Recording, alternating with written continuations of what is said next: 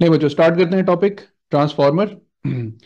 तो ट्रांसफार्मर एक ऐसी इलेक्ट्रिकल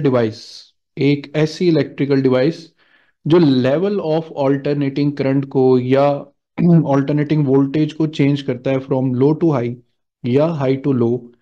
अदरवाइज ये क्या क्या चीजें चेंज करता है और क्या क्या चीजें चेंज नहीं करता, उसको अभी हम एक नेक्स्ट स्लाइड में आप बच्चों देखेंगे, सारी चीजें आपको क्लियर हो जाएंगी। इसका जो वर्किंग प्रिंसिपल है, ये एक बड़ा इंपॉर्टेंट एमसीक्यू है कि इसका जो वर्किंग प्रिंसिपल है वो है म्यूचुअल इंडक्शन। तो the working principle of AC generator क्या था? Electromagnetic, Faraday's law of electromagnetic induction. और हमारे पास जो ट्रांसफार्मर है, इसका वर्किंग प्रिंसिपल क्या होता है? Mutual induction. ट्रांसफार्मर की कंस्ट्रक्शन क्या होती है? कंस्ट्रक्शन बच्चों इसकी ये होती है कि आपके पास एक अदद आयरन फ्रेम है,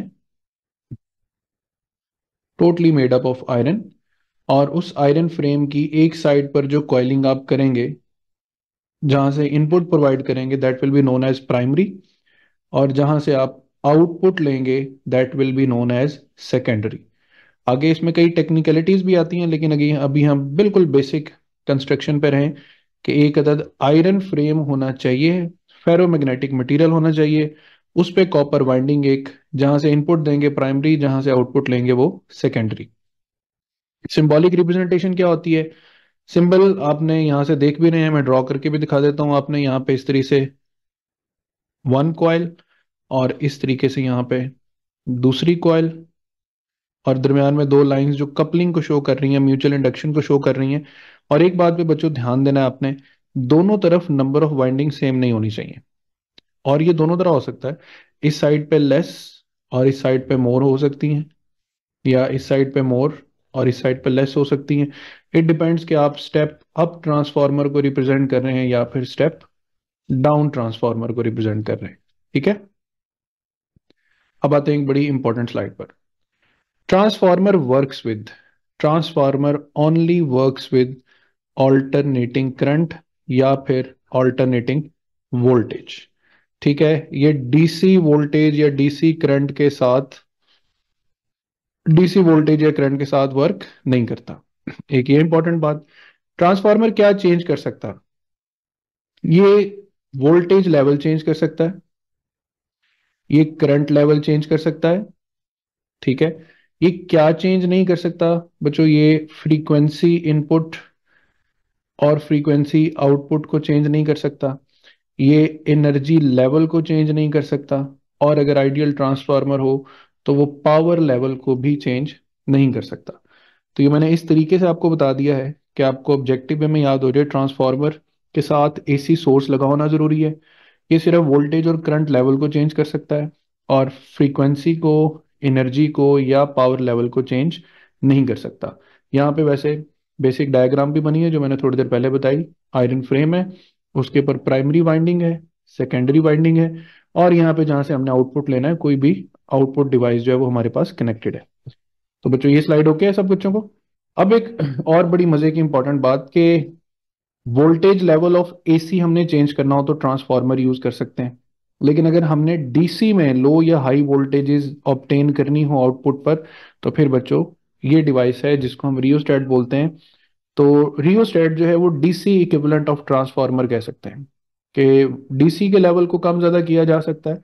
मेथड वो नहीं है, म्यूचुअल इंडक्शन नहीं है, बट हम रियोस्टेट की मदद से लेवल ऑफ डीसी को कम या ज्यादा कर सकते हैं। तो ये बस इंफॉर्मेशन के लिए है कि रियोस्टेट जो है वो डीसी के लेवल को कम ज्यादा कर सकता है।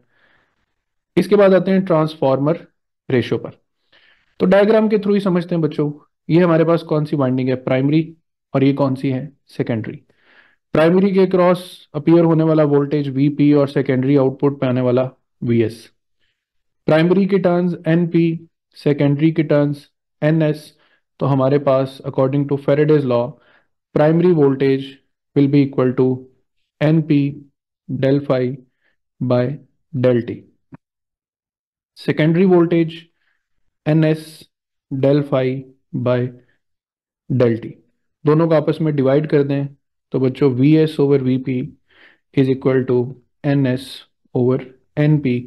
ये एक बड़ा सिंपल सा फॉर्मूला बन जाता है, जिसके जरिए आप सब बच्चों को बहुत इजीली बनाना आता है कि अगर हमारे पास number of turns of secondary less than number of turns of primary है, तो वोल्टेज अक्रॉस सेकेंडरी भी कम होगा वोल्टेज अक्रॉस प्राइमरी से, लिहाजा ये कहलाएगा स्टेप डाउन ट्रांसफॉर्मर।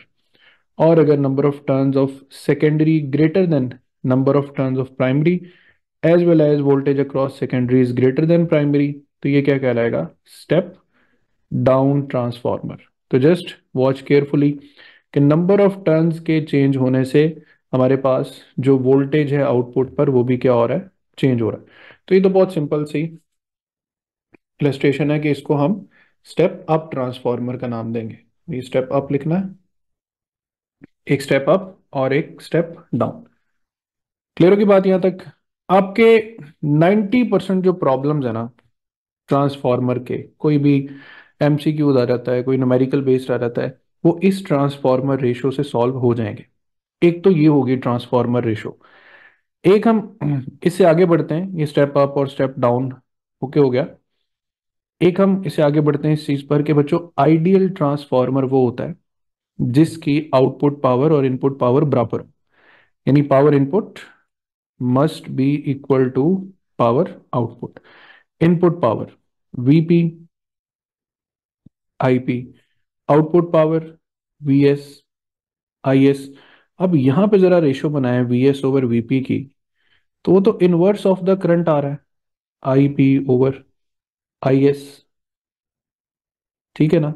और अगर यहीं पर आगे हम N S over N P भी लिख दें तो साफ पता चलता है कि वोल्टेज और नंबर ऑफ टर्न्स का डायरेक्ट रिलेशन है, जबकि करंट का इन दोनों के साथ इनवर्स रिलेशन है।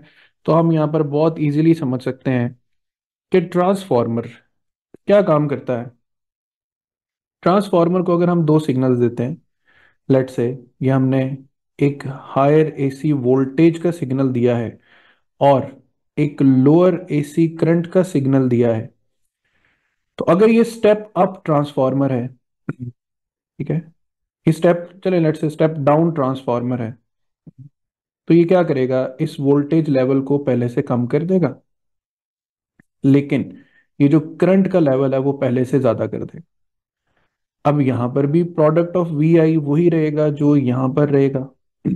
ये सिर्फ हम अपनी जरूरत के मुताबिक वोल्टेज को चाहे कम कर लें, वोल्टेज को चाहे ज्यादा कर लें, बट क्या बैलेंस क्रिएट होगा, यहाँ वोल्टेज ज्यादा और करंट कम है, तो आउटपुट पे वोल्टेज कम हो जाएगा और करंट ज्यादा हो जाएगा, लेकिन प्रोडक्ट ऑफ वी और आई बच्चों क्या रहेगा, सेम रहेगा।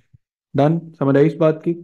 ओके, तो हमारे पास कंप्लीट ट्रांसफॉर्मर रेशियो जो है वो अब आप सब बच्चे अपने पास लिख लें, V S over VP, N S over N P and I P by I S. ये हमारे पास ट्रांसफॉर्मर के सारे मसाइल का हल जो है ना वो हमें इस इक्वेशन से मिलेगा। तो आइडियल ट्रांसफॉर्मर, उसमें किसी किस्म का लॉस जो है वो नहीं होता, लेकिन अगर ट्रांसफॉर्मर आइडियल नहीं है तो क्या होगा। उससे पहले यहाँ आपके सामने सब बच्चों के सामने एक क्वेश्चन आ रहा है। ये हमारे पास वोल्टेज गिवन है, डायग्राम को देखना गौर से, नंबर ऑफ टर्न्स गिवन है, वीपी एनपी गिवन है और एन एस भी गिवन है, तो आपने वी एस जरा फाइंड करना है। 1 मिनट का काम है, जल्दी से फाइंड करके बता दें। दैट्स वेरी गुड, शाबाश। 10 10 वोल्ट्स आप आंसर निकाल रहे हैं, बाकी बच्चे भी शाबाश आंसर करें।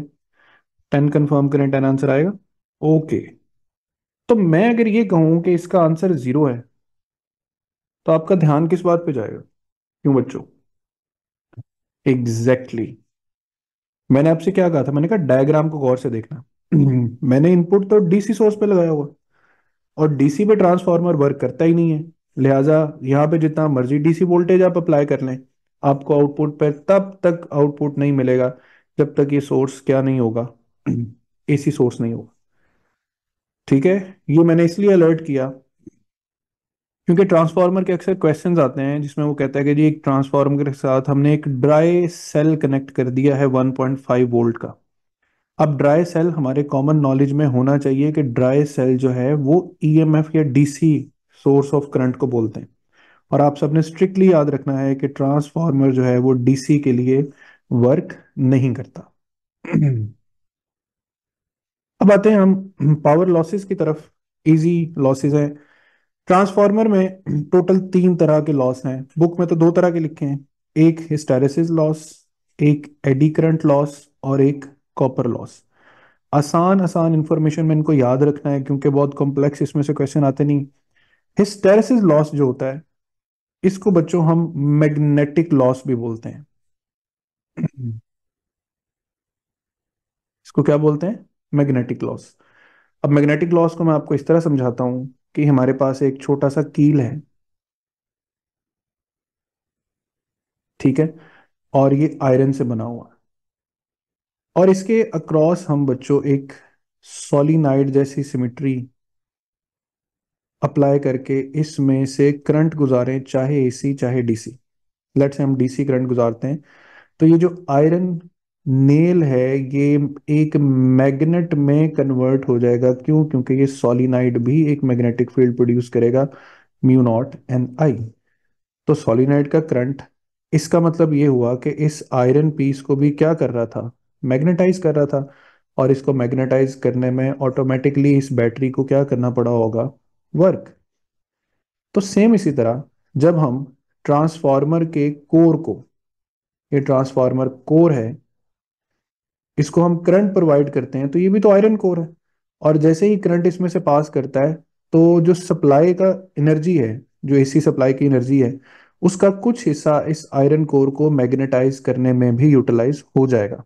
यानी हमारी पूरी एनर्जी आउटपुट पर इस लॉस की वजह से नहीं पहुंच सकेगी।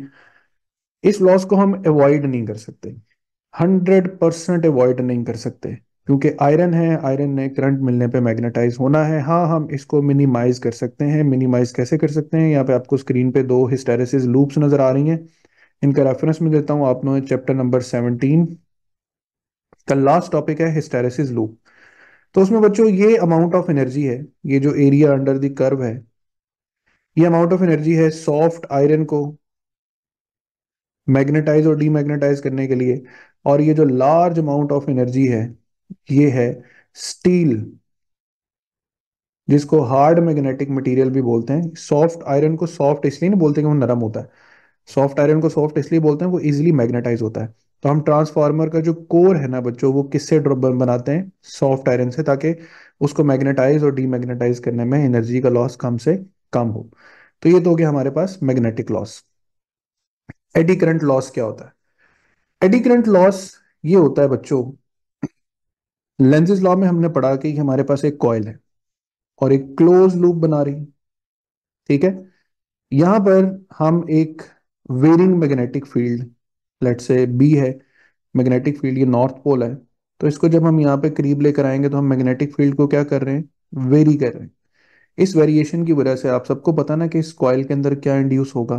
करंट इंड्यूस होगा, एंटी क्लॉकवाइज या क्लॉकवाइज।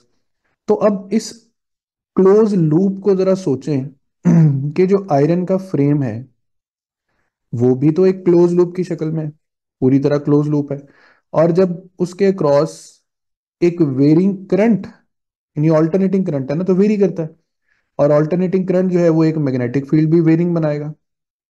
तो बच्चों वेरिंग मैग्नेटिक फील्ड की वजह से इस क्लोज लूप के अंदर भी करंट इंड्यूस होंगे, जो अनवांटेड करंट्स हैं, जो हम नहीं चाहते कि प्रोड्यूस हों, लेकिन अवॉइड हम उनको भी नहीं कर सकते। तो ऐसे करंट जो बैक ईएमएफ की वजह से प्रोड्यूस होते हैं, ठीक है। Currents in the frame of transformer due to back EMF. और इन करंट्स को रिड्यूस करने का क्या मेथड है? इन करंट्स को रिड्यूस करने का बच्चों मेथड ये है कि तो फर्ज करें आपके पास एक पूरा आयरन का पीस है। तो ये पूरा आयरन का जो पीस है ना, इसका एरिया बहुत ज्यादा है।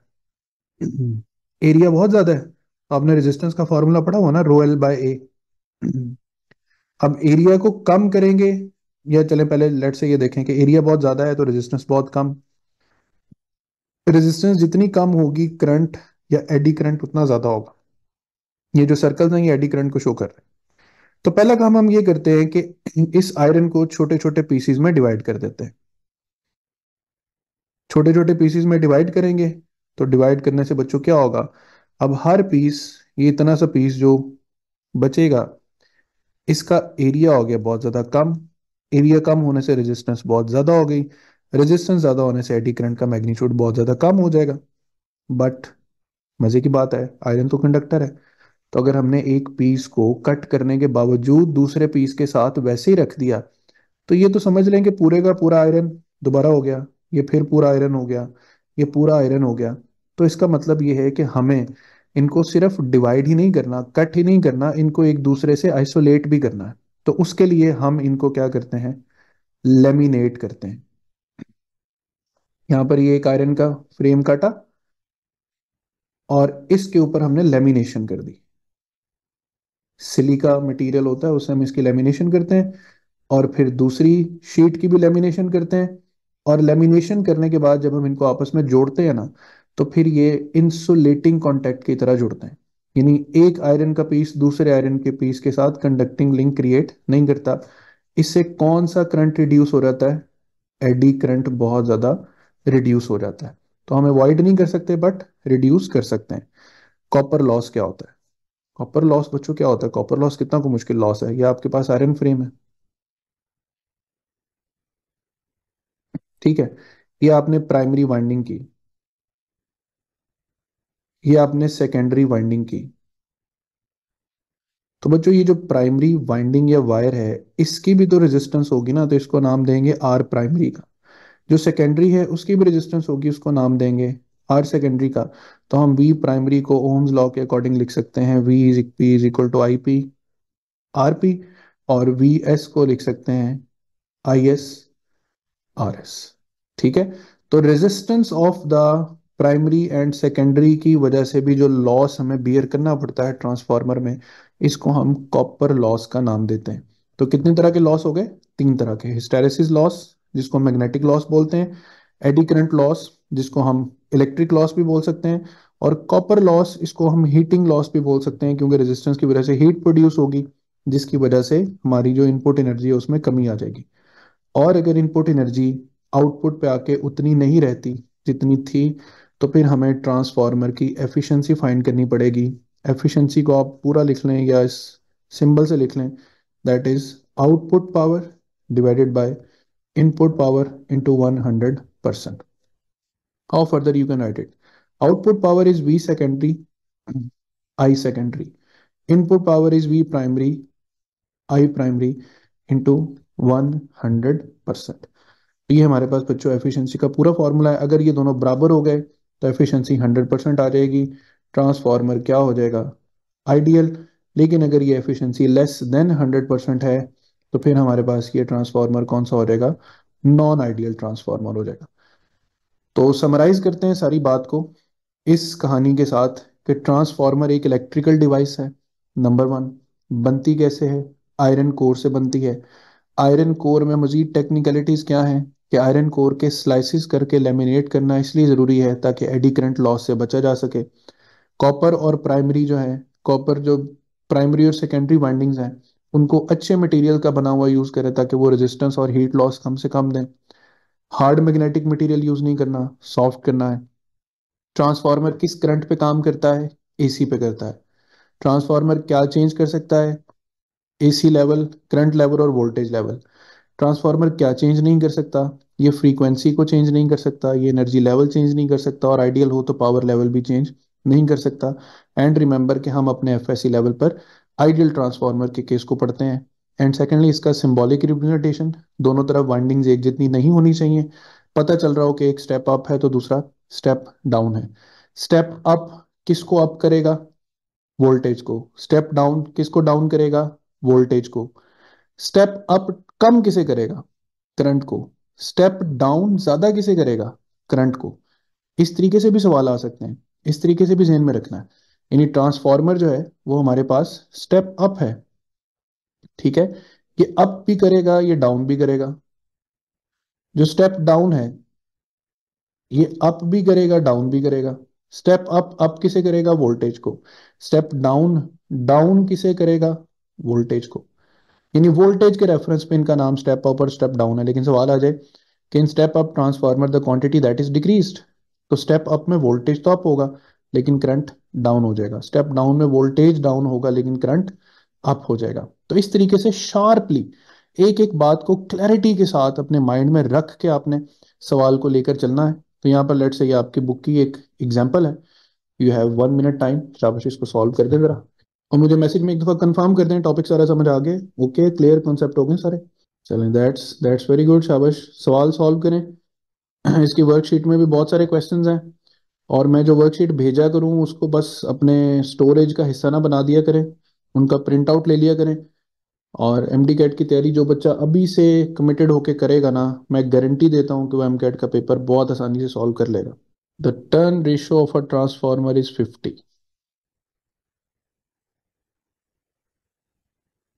आप इसे 50/1 भी लिख सकते हैं। I P is 20 and VP is 220. VS and IS.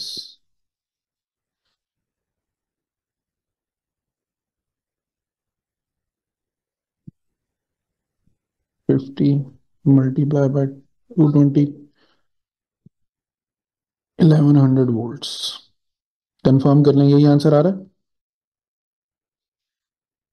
और IS के लिए VP बाय, बल्कि IS के लिए आप अगर यही यूज कर लें, NP by NS into IP।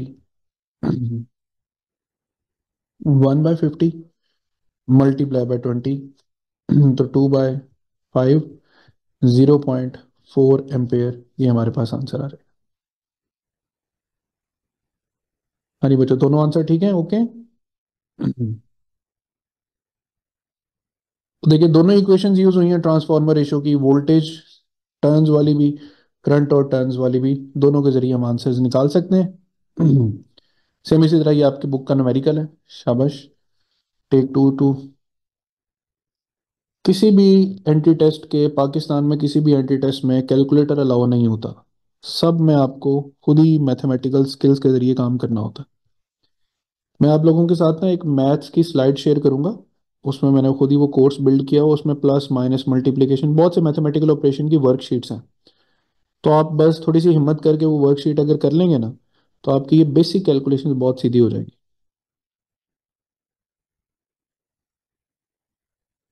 और उसका प्रिंट आउट निकलवा लेना, और डेली बेसिस पे कोई एक आध ऑपरेशन मैथमेटिकल जो ना वो करते रहे। तो यहाँ पर देखें बच्चों, हमारे पास आइडियल ट्रांसफार्मर है। मेन सप्लाई का मतलब प्राइमरी सप्लाई होता है, तो यहाँ पर हम VP लिख देते हैं जी 240। ठीक है। और it is design to operate secondary voltage 12 volt, और साथ ये भी लिखा है कि सेकेंडरी पावर 30 वाट लैंप है। Find the current in primary, IP find करना है। And the transformer ratio, NS/NP भी फाइंड करना है। कोई मुश्किल नहीं है। NS/NP तो फाइंड हो गया ना VS/VP से, तो ये हो गया 12/240। तो ये हमारे पास कितना हो गया बच्चों, 1/20। और अगर हमने करंट फाइंड करना है, तो हमें कितनी आसानी से पता है कि इनपुट पावर किसके बराबर होता है, आउटपुट पावर के। इनपुट पावर का मतलब है VP/IP, आउटपुट पावर का क्या मतलब है, VS/IS। लेकिन मजे की बात यह है कि हमें VS और IS भी लिखने की जरूरत नहीं है, हमें आउटपुट पावर डायरेक्टली गिवन है, 30 वाट्स। ठीक हो गया। तो यहां से IP फाइंड कर लेते हैं। 30 डिवाइडेड बाय वोल्टेज कितना है, 240। तो 30/240, 1/8। 1/8 जो होता है वो 0.125 एम्पेयर होता है। ठीक है बच्चों, समझ आ रही है। ये आपकी बुक का लास्ट न्यूमेरिकल है, न्यूमेरिकल भी हो गया और हमारा एक तरह से प्रॉब्लम भी सॉल्व हो गया। तो आगे बढ़ते हैं। The device which converts AC voltage of one magnitude into other required magnitude is transformer। ठीक है। Mutual inductance has a practical role in the performance of, again, transformer। A transformer works on the principle of mutual induction. In a transformer, the coil to which AC power is supplied is called primary. In transformer, the coil which delivers power to the output is called secondary. The coils of transformer are transformer की coils के दरमियान कौन सा link होता है बच्चों? ये तो आपने मेरे इल्म में भी इजाफा करना है, शाबाश। That's very good, magnetic link. Electric क्यों नहीं होता? इलेक्ट्रिक इसलिए नहीं होता कि अभी हमने कहा तो है कि हमने ट्रांसफार्मर का जो आयरन कोर है उसको एक दूसरे से लेमिनेट किया हुआ है, आइसोलेट किया हुआ है। तो जो वाइंडिंग्स ऊपर मौजूद भी हैं उनकी वजह से कोई करंट आयरन कोर में फ्लो नहीं कर सकता। लिहाजा एक कॉइल दूसरी कॉइल के साथ मैग्नेटिकली लिंक्ड होती है, इलेक्ट्रिकली लिंक्ड नहीं होती। अच्छा जी, a transformer ratio is given by, exactly बीटा ज्यादा सूटेबल आंसर है। वैसे तो अगर देखा जाए तो ये ऑप्शन भी ठीक लिखा हुआ है, लेकिन हम नॉर्मली सेकेंडरी को कम प्राइमरी से कंपेयर करते हैं। द इक्वेशन फॉर ट्रांसफॉर्मेशन में be expressed as V S over V P is equal to N S over N P. Step up transformer में क्या ऑप्शन बनेगी? Very good, B option. Secondary term ज्यादा होती हैं step up transformer में। Transformation ratio ये भी B option, greater than one आ जाएगा।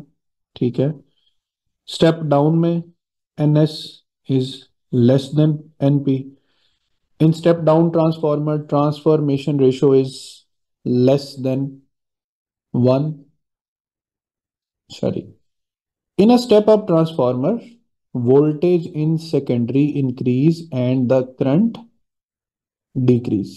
We are very clear about it कि inverse relation है. In a step-down transformer, voltage in secondary decrease and the current increase. If the coil is wound on an iron core, the flux through it will remains constant. जो flux है ना throughout primary to secondary, उसकी value constant रहती है। ये number of turns हैं जिनका कम ज्यादा होना ईएमएफ को कम ज्यादा कर देता है। इसकी मैं एक मिसाल देता हूँ। जब मैंने लिखा V S is equal to N S del phi by del T, और फिर लिखा V P is equal to N P del phi by del T, तो मैंने इन दोनों के साथ प्राइमरी सेकेंडरी क्यों नहीं लिखा भाई? क्योंकि जो फ्लक्स पर यूनिट टर्न है बच्चों, इट रिमेन्स कांस्टेंट। इसलिए ये दोनों वैल्यूज आपस में क्या हो जाती हैं? कैंसिल, और हमारे पास रेशियो बचती है वोल्टेज और नंबर ऑफ टर्न्स की। A transformer is use to change, very good, the voltage of alternating current. The ringing bells are operated at, ये हमारी बुक में इंफॉर्मेशन गिवन है कि रिंगिंग बेल्स जो होती हैं वो 9 वोल्ट्स पे ऑपरेट होती हैं। ठीक है। The ringing bells of transistor radio are operated at, हमारे घरों में आता कितना है? 220। और रिंगिंग बेल ऑपरेट किस पे होती है? 9 वोल्ट पे।